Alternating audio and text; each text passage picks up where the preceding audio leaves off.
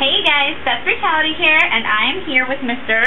John1313, and we are going to go ahead and do his makeup today. I'm going to do it the way he usually does it, but obviously it's going to be a little different because I'm going to do it, not him. I'm going to call it the cute little goth boy look.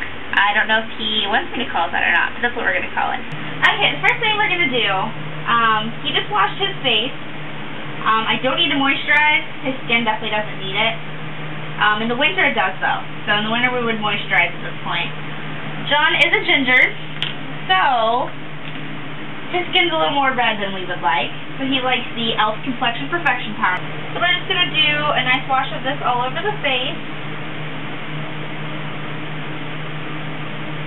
Okay, so before we get started with any of the eye products, we're going to go ahead and put on the Urban Decay Primer Potion to make sure his makeup doesn't crease, because John's makeup creases a lot. And since his look is so dramatic and it's above and below the eye, we're going to put some of the primer potion below his eye as well. We're just putting this all over the eyelid and then just below the eye. With John's wig, he likes to put on his eyeliner and stuff before he puts on his shadow, which isn't normally what you do.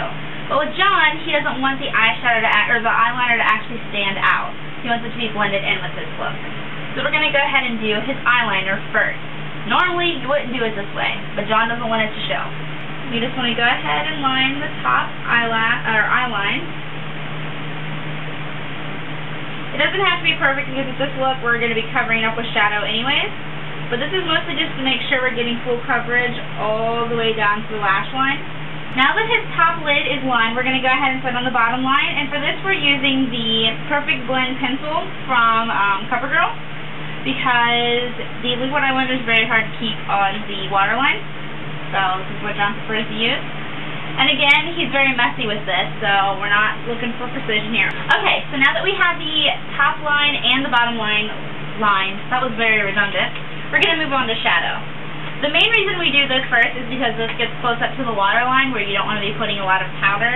So that if it gets in his eyeball, he's going to be a very unhappy boy. Yeah! Okay, usually John likes to use a nice matte black. He uses L'Oreal's Lush Raisin, is that what it's called? But today we're going to go ahead and use some of my Urban Decay Zero. It has a little bit of shimmer, but it's nothing awful. So we're going to go ahead and use that. Okay, so we're just working black eyeshadow into the upper and lower lid, making sure we're getting it in all the little creases of his eyeball, which should be relatively easy as long as we put on our primer potion. And I'm actually not going to worry so much about being a little too messy on the inside corner, because this fallout here will just clean up with some eye makeup remover when we're done.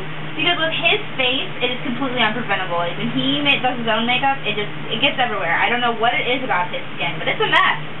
So we'll just clean that up when we're done versus trying to be too terribly careful. Which works well for this look because it is a very messy, almost like rocker look. When we're adding this and building the color, we're trying to make it as dark as the eyeliner. So you want to keep building on the black until it's as dark as the eyeliner. And that's how you'll know it's dark enough. And as you can see, we're only putting this directly on the lid. We're not going up much past the crease, and we're certainly not getting up towards the brow bone. Okay, so we're going to go ahead and use the Wet n Wild palette. I think this is Lust. It'll say for sure in the sidebar below. We're going to use this dark color here. So just something that actually is pretty close to black, but just a little bit of additional color to sweep in there. So we're just going to work that out on the outside edges of what we just did, and then just kind of blend out. So start off directly on the edges where we were just working, and then just lightly fan out as you go.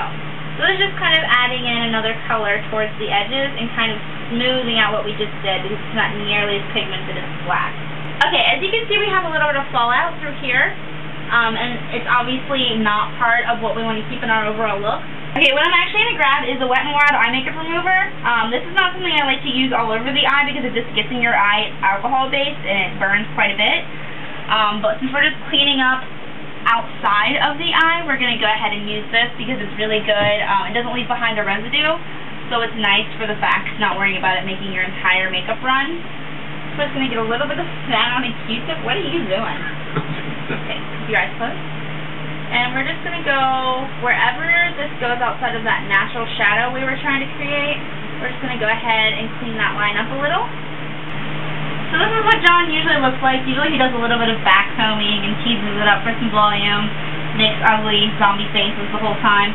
But yeah, this is John's everyday look. So this is a good look for boys who are ready to breach onto some makeup, but they're not quite sure they want too much color in there. You can just use out the purple, obviously, but this is how John usually does it with just the black, and then I add in a little bit of purple for fun. Sometimes he adds in color, sometimes he adds in some reds. Here's a few of the hit palettes from L'Oreal. Is that L'Oreal? Mm-hmm. And he likes this a lot. They're very, very pigmented. I recommend them for that reason, but I don't recommend them overall because they're tested on animals because they're L'Oreal products. So,